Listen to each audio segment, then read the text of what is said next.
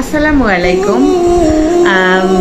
ভণ্ড তাহেরিকে বলবো আপনি নতুন করে কোরআনের ওপরে এবং হাদিসের ওপরে আবার স্টাডি করেন।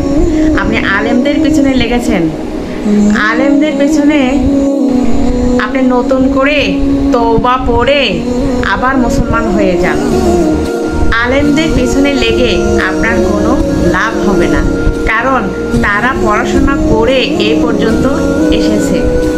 আপনি যে কথাগুলো বলেছেন হাজার হাজার ভুল আপনার ভিতরে আছে। মুরগি দিয়ে তারা সিন্নি তৈরি করে কবর জিয়ারত করে আসে, তাহলে খাজা বাবার দেওয়ার কি কখনো ক্ষমতা রাখে?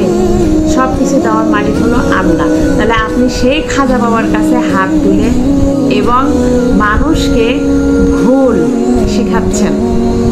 আপনি একটা মুনাফিক, কারণ আমাদের নবী রাসূলরা কখনো এই শিক্ষা দেয় নাই যে আপনার অনেক ভুল আছে।